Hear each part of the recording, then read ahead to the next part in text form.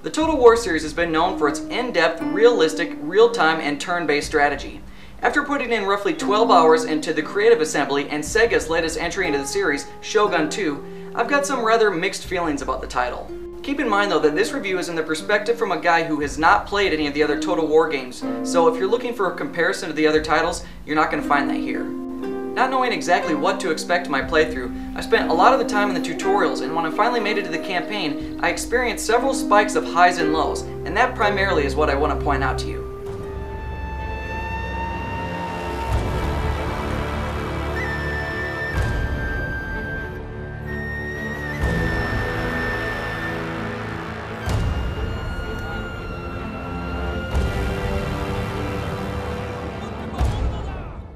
For those not familiar with the Total War games, you've essentially got a strategy game that combines turn-based city development and unit movement via an overworld type of map, like in Civilization, with real-time battles consisting of hundreds or thousands of units at a time. The review build of the game that I was provided did not have multiplayer support, so unfortunately I can't comment on that. Shogun 2 puts you in the seat of a warlord of one of 9 clans in the 16th century Japan, each with their own unique perks. Each turn consists of an entire season, and the games are won by defeating all of your opponents within a certain amount of years. The game begins with each warlord being relatively unknown, and as you expand and defeat other clans, you move one step closer to becoming the shogun.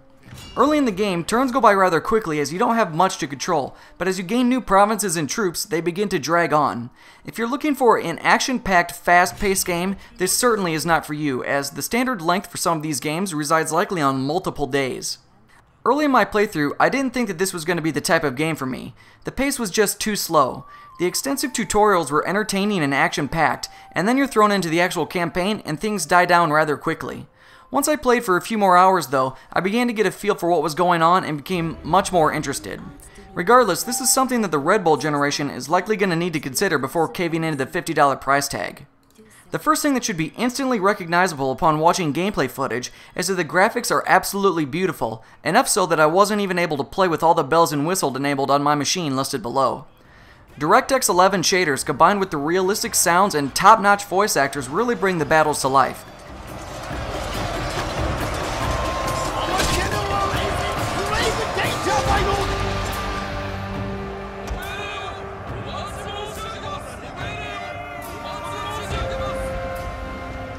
The first time I saw 2 lines of troops charging at each other, I couldn't help but be reminded of the epic battles in Braveheart.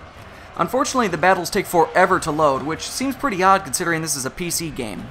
The majority of your time will be spent on the turn-based campaign screen that allows you to become immersed into all aspects of life, including the political struggles between clans, trade embargoes, taxes, vassals, army management, and even your family's lineage. Money earned from taxes and trading must be spent to upkeep your cities and pay for your armies, as well as be spent to purchase and upgrade buildings, allowing you to recruit better units and improve your economy. Managing your income is rather tricky as enemies will block your trade paths, and your people may riot or revolt if you tax them too heavily. RPG elements are cleverly infused into the game in the form of a Mastery of the Arts tech tree. This allows you to research improvements to your military, culture, government, and economy. As you play, you'll acquire generals to lead your army, either from your children growing up or worthy leaders approaching you requesting to lead your military. These generals provide morale to your troops and can inspire retreating units to continue to fight. As generals win battles, they'll level up, allowing you to spend points in their own skill trees to fine-tune them for the roles you wish them to play. Before each battle, you're given an overview of the units that each army has, as well as the estimated win-loss ratio, and then options to determine whether you'd like to control the battle for yourself or let the computer do it for you. There's even an option to allow other players to drop in and control the enemy units, which certainly would spice things up if you're feeling risky. The battles themselves take significant amounts of strategy, much more than simply running in with the biggest stick. Flanking cavalry will decimate the lightly armored range units, and trees and weather can offer cover and even hide your units to allow them to ambush unsuspected enemy units. Each unit type has their own strengths, weaknesses, and counters, as well as their own special abilities that may be activated at any time in battle. Special units like ninjas and monks may even be used outside of combat to sabotage enemy armies or assassinate their generals. By building harbors in your provinces, you may build naval units to trade with friendly clans and warships to protect them.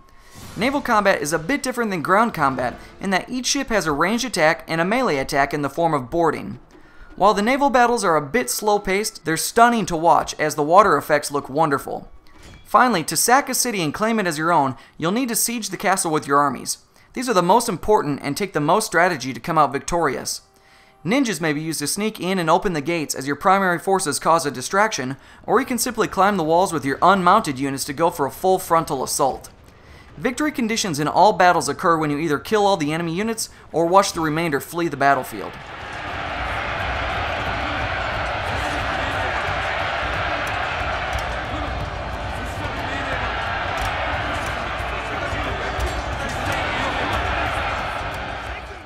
As I played through Shogun 2, my opinions of the game fluctuated rather drastically.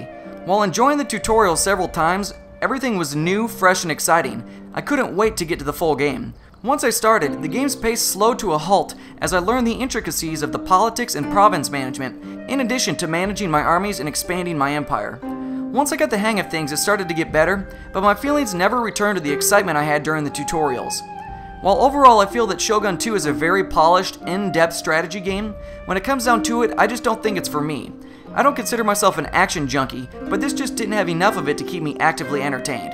Regardless, I know this is exactly the type of game many of you thoroughly enjoy, so I'm interested in hearing your thoughts. Leave your questions and comments below. Netflix delivers movies directly to your home via your computer, Xbox 360, PlayStation 3, or Wii. Watch thousands of movies or TV episodes instantly or by DVD via mail in about 1 business day. Get your own free trial courtesy of Zeitgeist Game Review at netflix.com/ZGR. Check out the full write-up and screenshots over at zeitgeistgamereview.com. Stay up to date by following me on Twitter and Facebook, and make sure to check out all of the other great gaming entertainment on the Game Station. Don't forget to subscribe and press the thumbs up button. Thanks for watching.